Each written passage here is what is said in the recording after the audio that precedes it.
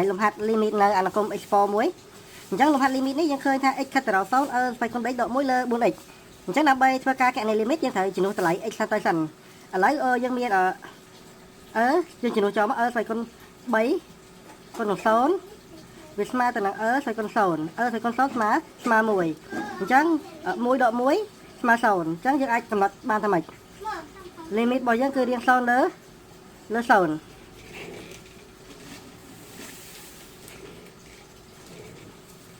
អញ្ចឹងដើម្បីកណនីលំហាត់ limit រៀង0លើ0បានចំពោះ limit ណានៅកុំ export នោះចាយើងត្រូវដឹងរូបមន្តមួយរូបមន្តនេះរូបមន្ត limit x ខាត់ទៅដល់0ស្វ័យគុណអុយដក1លើអុយស្មើ1នេះជារូបមន្តណាតោះឥឡូវយើងត្រូវធ្វើម៉េចឥឡូវខ្ញុំធ្វើការកណនីឲ្យអ្នកមើល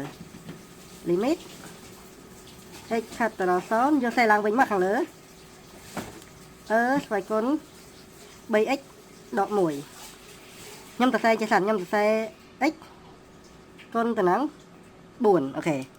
ឡូវយើងធ្វើការតម្រូវចិត្តអញ្ចឹងថាតម្រូវធ្វើម៉េចឲ្យបាននេះធ្វើម៉េចនេះអុយនេះឲ្យដូចគ្នាហ្នឹងត្រូវហ៎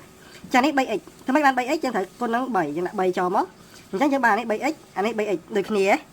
អញ្ចឹងខណៈយើងថែមភាគបាយ 3x ភាគយកយើងថែមនឹង3ដូចគ្នានេះចាអញ្ចឹងlimit របស់យើង limit x ខាត់ទៅដល់0អញ្ចឹងយើងដឹងអាមកដុំនេះគឺស្មើ1អញ្ចឹងពេលយើងជំនួសទៅវាបានគេបាន1គុណទៅនឹង3លើ4អូខេអញ្ចឹងយើងសេមកដូចនេះ limit x ខាត់ទៅដល់0ស្វ័យគុណ 3x ដក1សុំតោះណា 3x នេះលុបចោល 3x ដក1លើ 4x ស្មើទៅនឹង3លើ4ជាចម្លើយនេះ